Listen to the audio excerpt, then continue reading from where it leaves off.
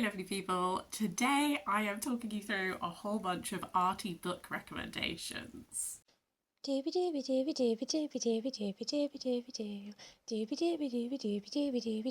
Sophie vlogs.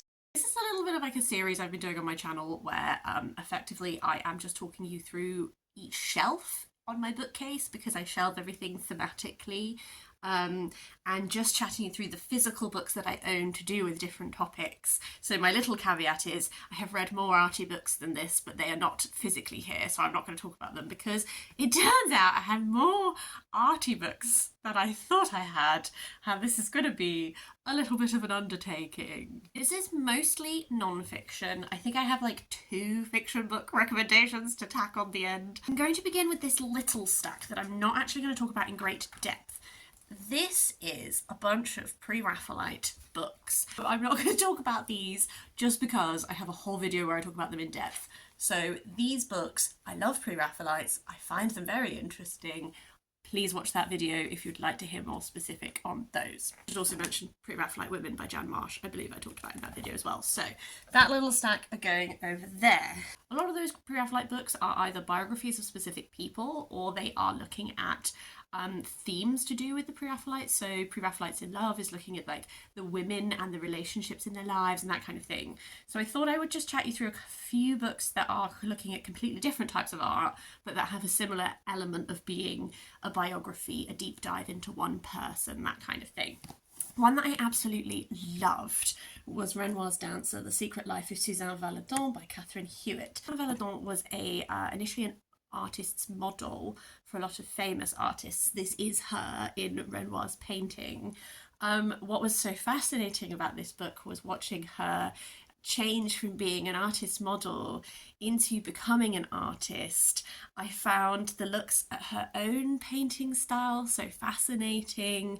And then she's actually nowadays best remembered as the mother of another artist. And one thing that I loved that this book did was it was really looking at her in her own terms. She was a fascinating woman who lived in Paris in a very interesting time and sort of spanned some generations. Chagall mentored her and really believed in her style. And then she becomes that more older figure for younger artists later, where she regales them with her tales of modelling for these very famous artists and that kind of thing. I just found that transition of her life so fascinating, and it was so lovely. Like, I personally prefer her artwork to her son's. I think hers is more interesting, but I think her son's was more commercially viable at the time. Don't know if that's a hot take.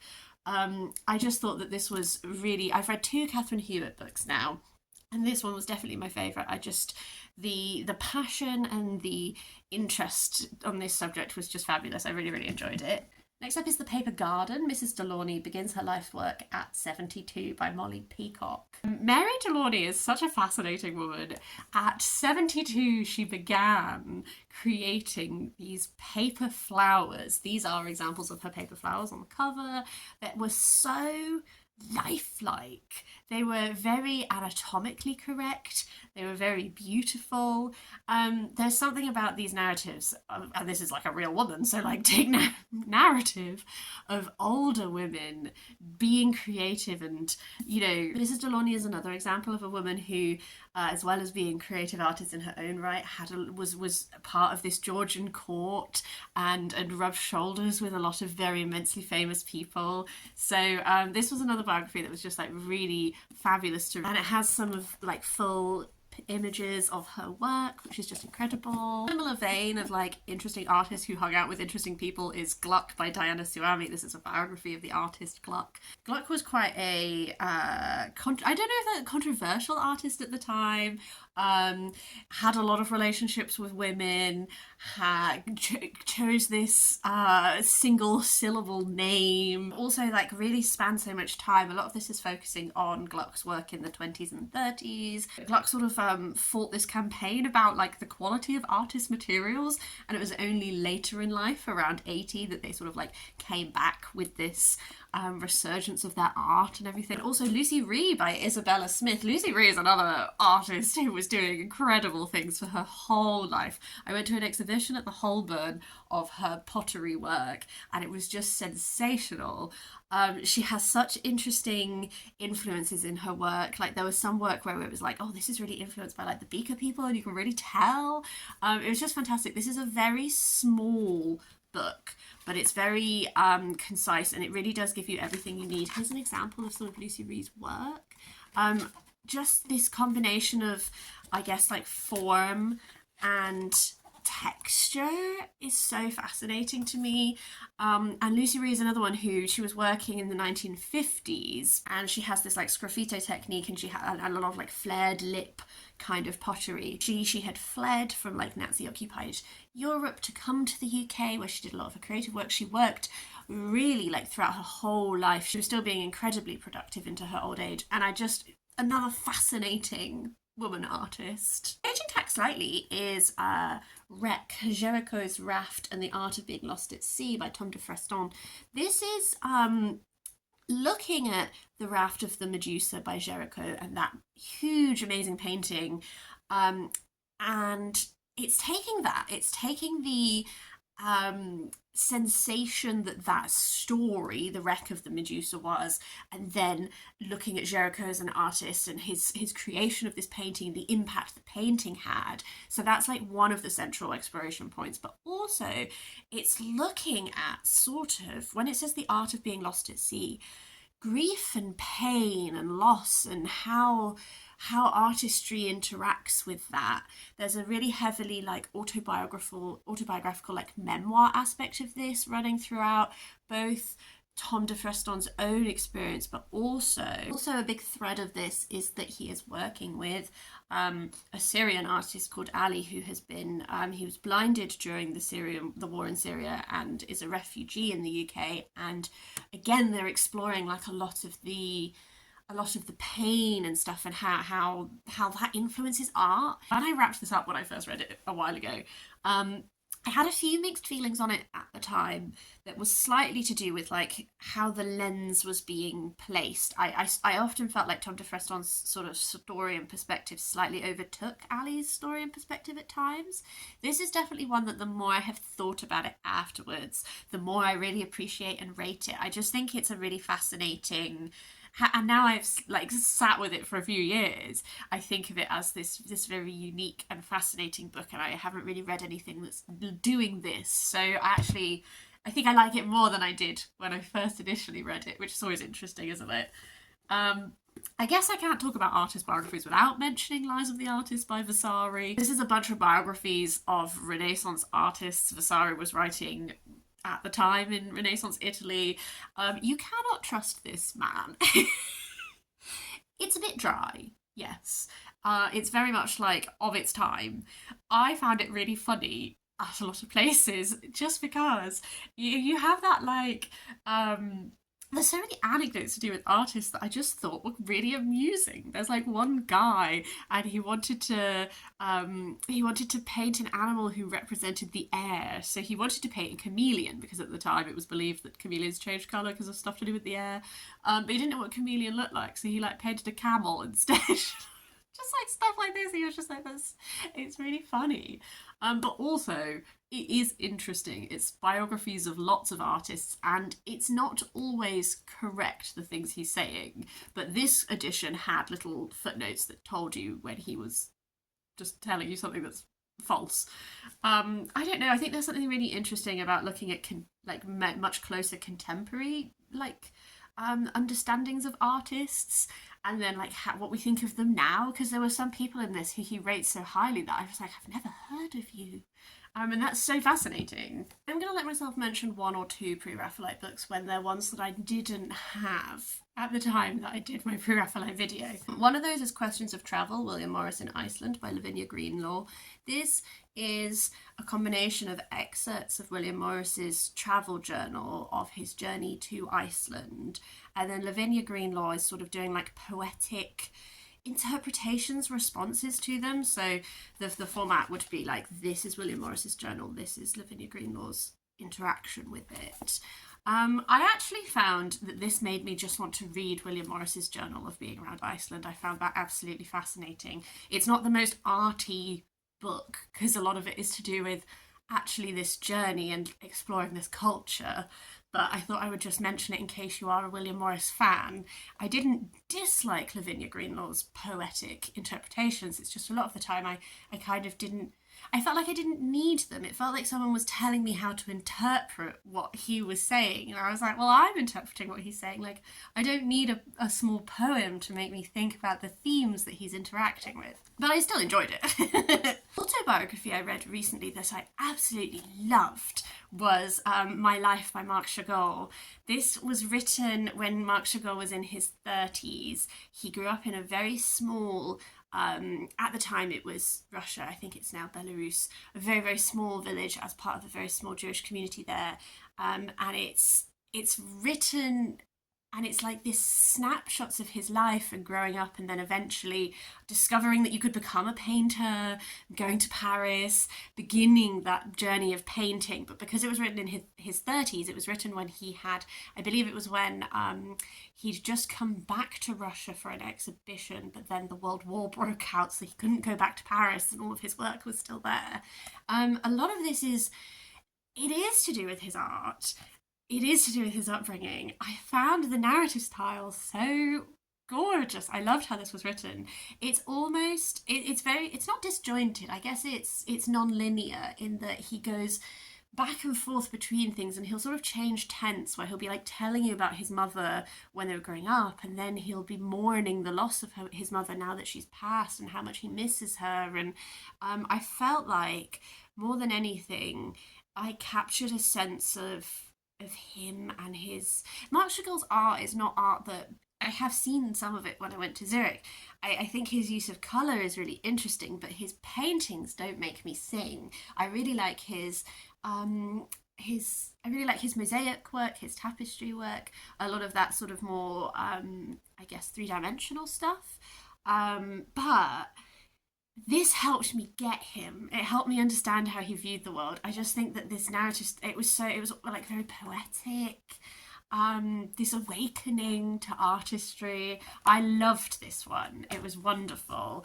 I did also read a big Taschen book that gave me a lot of the context that this isn't great for if you're like wanting facts about his life, but it is wonderful to understand who he was. The Taschen book was great for giving me the actual facts about his life.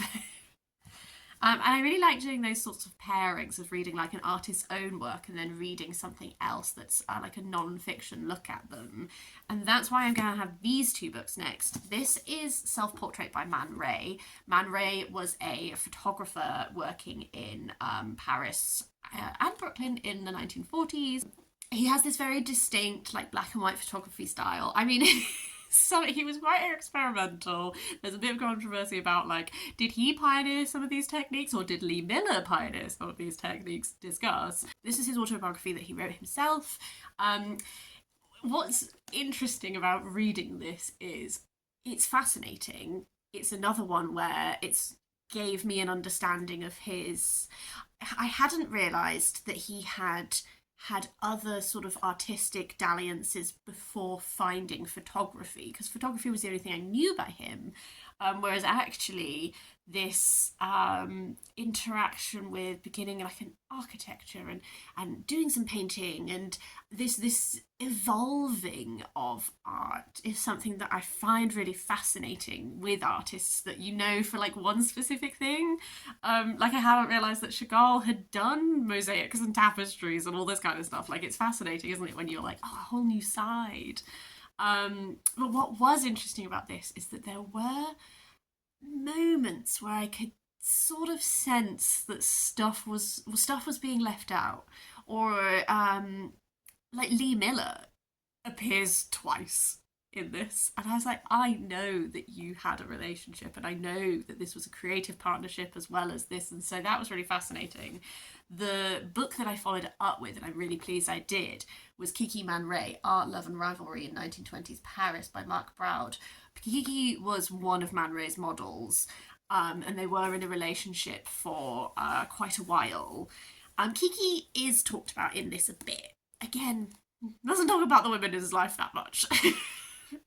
This is more specifically looking at her, and it is part biography of her life, and it is also, I guess, positing the lens on her more to acknowledge some of the influence that she had. She was involved with Man Ray for a long time, but there were other artists that she also modelled for that she was also involved with. So this was a great pairing, because there were moments reading this where I was like, there might be a little bit more here, and this backed it up with like, okay, let's have a little slightly more nuanced look at what did happen in this situation. So that was great. I thought maybe I might transition my next batch of books. I'm sort of transitioning slightly more into like a textile-y sphere.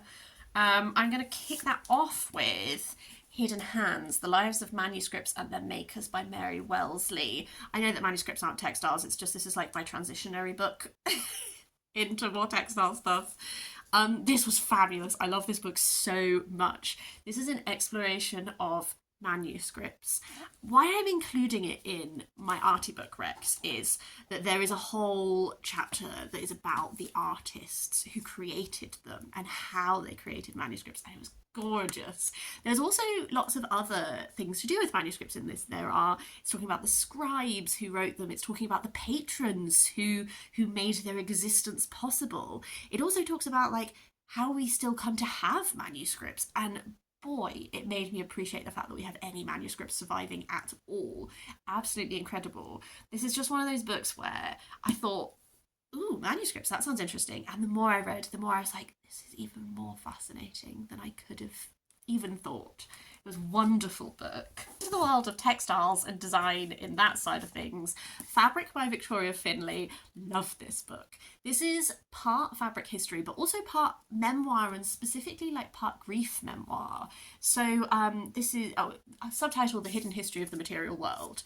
Every chapter is named after a different fabric, and it's a combination of Victoria Finlay exploring this fabric, going on journeys to places where she can learn more about it and interacting with people, and then also this like real grief memoir of she ended up over the course of this book losing both of her parents, one much more unexpectedly than the other, and their presence really suffuses this in a way that at sometimes was really lovely.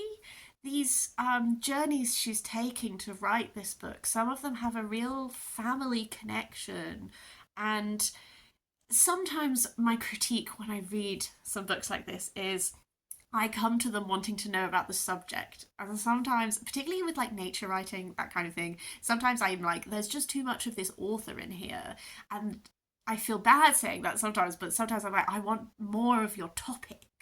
This one, for me, worked really well, and I felt that like that balance was great.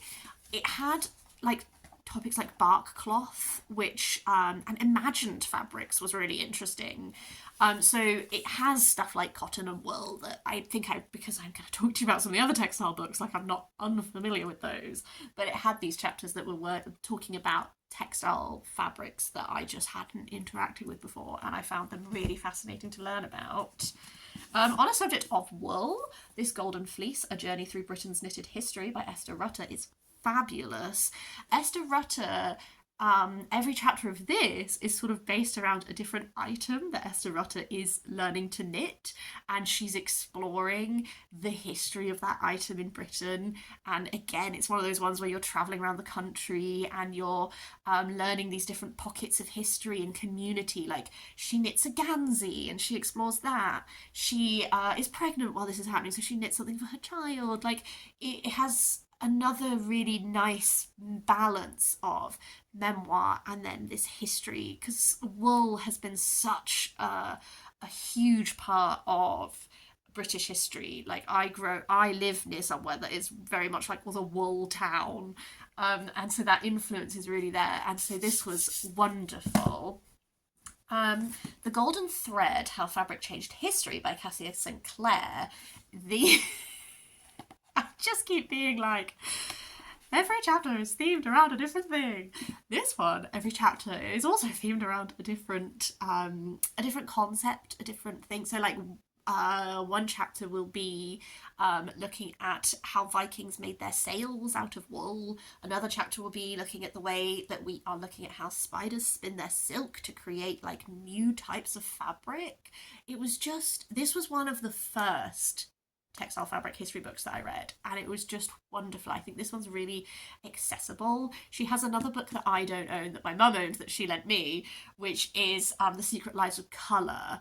That's fabulous in that every page is about a different shade of colour, a different colour tone. So you're getting a real like rainbow history of a mix of oh gosh, so many different topics. History, art, sometimes it's religious meaning, sometimes it's like scientific, sometimes like all of those kinds of things. So Cassie Sinclair is an author that I just like really enjoy when she touches on the world of art. Threads of Life, A History of the World Through the Eye of a Needle by Claire Hunter. This one, the chapters are sort of themed around a word, like place, loss, that kind of thing. So it explores lots of different things to do with that idea. The thing I liked about this is Claire Hunter is like a community textile maker, and I really felt like this book explored communities of creation. It talks about stuff like Mary Queen of Scots embroidering when she was in captivity and putting code into it and that kind of thing, but a lot of it looks at like community textile projects. Like one of the most impactful chapters that's really stayed with me was talking about how First World War soldiers who were injured, they utilised embroidery as a way of helping them transition back into society, find a drive and feeling like they had a purpose and that kind of thing. But there's a lot of looking at community textile projects in this that I really enjoyed. A publisher who is great to follow if you like textile history, but also I guess the more political side of like textile history would be Common Threads Press. The three that I've read so far are Stitching Freedom, Embroidery and Incarceration by Isabella Rosner. This was told with such empathy and I guess grace towards interacting with these stories of people who have engaged with textiles while being incarcerated. It was just wonderful. Hands Make a Quilt, Short Histories of Radical Quilting by Jess Bailey. Again, because these are like little zines, they're all designed really beautifully and they have these gorgeous illustrative works alongside the text. This is a compendium of small moments when quilts have been used for radical history, for like radical moments in history. And then the only other one I've read so far is Slow Grown, Plants, Folklore and Natural Dyeing by Ciara Callahan, which is actually, a lot of this is recipes for dyeing. So it'll have a double page that is the history of, a lot of this is wood, it'll have the history of, and then the next page is like a recipe for how you actually dye using that item. So it's very practical. This one is kind of textiles, kind of more than textiles.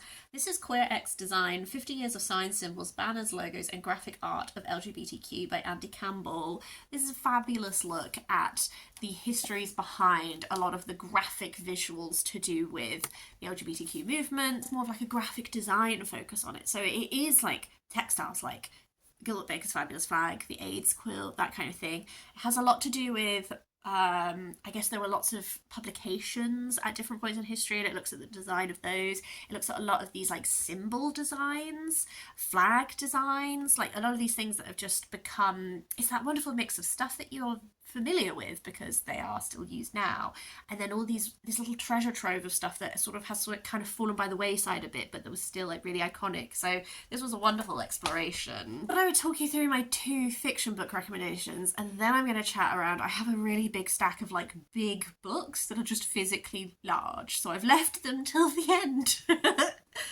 I thought I would have way more fiction book recs that have like arty themes, and I'm sure I do. I'm like filming this first thing in the morning, so I'm probably just forgetting.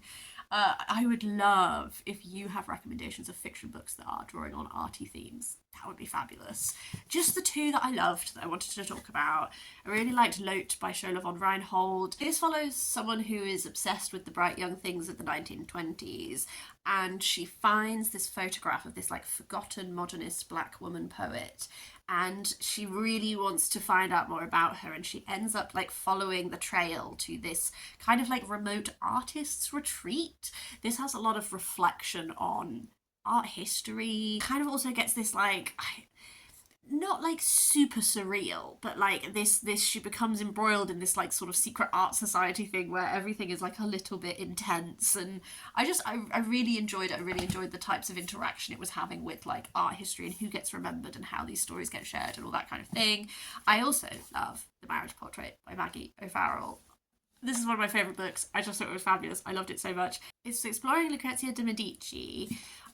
We only have a marriage portrait of her that was painted, but she died very young, and this is like a fictionalized looking at the life of this woman. The painting of the marriage portrait, the sinister, like, you know at the start of this that she dies young, and you're like, oh god, what happens? Was it her husband? Was it this? Like, and another aspect that is why I wanted to include it in this is it's not just about the painting of her marriage portrait, but she also does these paintings that are this style of painting that really did exist, where you have a painting, but then if you're brave enough to take the top layer off, there's a secret painting underneath. And that's like a really key aspect that is included in this. And I just thought it was fabulous. I loved the vein of art that ran throughout this. It was just gorgeous. My run of big books. This is in no order. They're too heavy. I couldn't order them. Japanese Colour Prints by Great Arts Collective. This is a series of Japanese colour prints. They are absolutely stunning. It begins with a biographical section that discusses this art movement. What are the key defining features of it? What are the types of subjects that occur throughout it? Who are some of the key artists that will be explored in this? I have always really loved this style, but I don't know anything about it, frankly. So this was a lovely, just a very top level beginner. What do you need to know? And I would like to read more. The Best of Beardsley. This is a selection of Aubrey Beardsley's artwork. It's a lot of it is from his work from the Yellow Book. It's just, he just has such a fantastic art style. Again, this has like the shortest little biography of him at the beginning. It is primarily a picture book of his artwork, but it is fabulous. The Great Tapestry of Scotland by Alistair Moffat. The Great Tapestry of Scotland was a tapestry that was made by a lot of Scottish history. I believe it was displayed in the Scottish Parliament. I saw it somewhere. I can't remember. I think it must have been in the Scottish Parliament. It's wonderful. It's really fabulous, the writing at the beginning that tells you about the creation of it. They very specifically set out to make sure that it was very inclusive history to do with making sure enough women's history was represented, that sort of thing. And then every panel was given to different communities around Scotland to embroider, and they were encouraged to do the design but also to embellish it how they would like to. So it has this sort of unity of design because it was all designed by the same person, but this individuality when it comes to the actual embroidering of every panel. And oh, some of these panels are just stunning. Embroidery is so fabulous. So this is a wonderful way of learning Scots history whilst also having a feast for your eyes. Sonia Delaunay, who knows? This is a Tate publication. Sonia Delaunay, fabulous artist. Love her use of colour. She's another artist who, first of all, like Sonia and Robert Delaunay, bit of a power couple. She moved to Paris in 1906. They were part of this circle that ran with a lot of very famous artists. Sonia Delaunay and I guess Robert Delaunay were part of this movement. And I don't know why I always struggle to say the name. Simultaneanism, I think I've said it right. Essentially, they do these wonderful things with colour, and the idea I gathered from reading this book is essentially it's to do with how you're placing colours together, and you have these colours that are very cohesive and giving one type of a message paired with colours that feel a little bit more jarring and giving different types of message. So you're getting these simultaneously layers of emotion and feeling and that kind of thing. That was really interesting to learn about because I'd heard about the movement and I did not understand it. What I love about Sonia Delaunay is that she's the evolution, good lord. She started with much more classic like portraiture, but using these vibrant colours. And then her work goes into this much more abstract like colour shape. And then she moves from like painting into the world of textiles. Can you tell I love textile art? Because she starts doing these like fashion designs for the stage, creating like clothing, and wonderful. Loved this. This is kind of like it is biographical and it gives you a lot, but it also has like mini essays by different contributors, and that was really interesting. Alphonse Mucha, edited by John Houle and Tomoko Sato, with an introductory essay by Victor Arawas. Bloodmin love Mucha. One thing that this book did that I really appreciated is that I love this beautiful Art Nouveau style. Yes, I hadn't been as familiar with his more Slavic inspired work, and this book had a lot of that present in it, so I really liked that aspect of this. Botanical footwear of Dennis Kite. I'd never heard of Dennis Kite before I saw this in a National Trust bookshop. He did these beautifully whimsical, like, shoes for flower fairies kind of vibe. This does have biographical information about him as well, but it is primarily lots of his collected work. I just found it delightful. The Fashion of Film, How Cinema Has Inspired Fashion by Amber Butchart. I got really into, I think it was called A Stitch in Time, which was a show that was hosted by Amber Butchart, and they did a lot of stuff with a company called the Tudor Tailor, where they looked at portraits from different times and then they would recreate an outfit from it. And then by doing so delve into the history, the fashion history, all that sort of thing. So I bought this book after watching that because I just love that show so much. I haven't reread it in so long, but it has like This is a Bride of Frankenstein chapter that's exploring the influence of that film on fashion runways, like that sort of a thing. It was really interesting. I'm well overdue a reread. I've already mentioned him, but I do like Man Ray. This is a selection of his portraits. This did have biographical information about him in it. I read this a few years before I picked up his things because I reread it and I wanted to learn more about him. This is an example of this gorgeous like photography style that he had. Related to that is Brassailles. This is a lovely Taschen book, Jean-Claude Gautrand. Brassailles and Man Ray are really associated in my mind because they are both working in Paris with this gorgeous black and white photography technique, but also their use of light I think is really fascinating. I think Brassailles is slightly earlier than Man Ray. I get a bit fuzzy on dates sometimes in my brain. But I really associate them together in my mind. Final run of 3 books, the books that are my partners, but because we had a Brassailles Man Ray moment, he also bought Photogenic from the collection of the Royal Photography Society by Pam Roberts and Paul McCartney. This is just a bunch of photographic work from the Royal Photography Society. It's sort of arranged by theme. It has a wide variety of topics and styles represented therewith. And so it was fab from sort of like a get to know lots of different photographers and go away and explore some of them perspective. You know I love a tapestry, you know I love a quilt. Pictorial Guide to the Quaker Tapestry, which is by... Oh, this is created by the Quaker Tapestry group. The Quaker Tapestry, like the Great Quilt of Scotland, is just a tapestry that tells you a lot of Quaker history. Every panel has different moments in history on it, and then it has little explanatory bits underneath that explain it. I love anything that's to do with textile history and telling stories through big artworks. And then finally, one that I read very recently was Canaletto in England by Charles Beddington. This is a look at the time that the artist Canaletto spent in England. I'm very familiar with his work of like Venetian scenes and everything. What was fabulous about this is to see him translate that style to looking at England and these scenes, particularly of London, which I'm obviously hundreds of years have passed, so they don't look 100% the same. But I know vaguely what they look like, and then to see this like Canaletto flair applied to them was fabulous. His portrayal of light is gorgeous.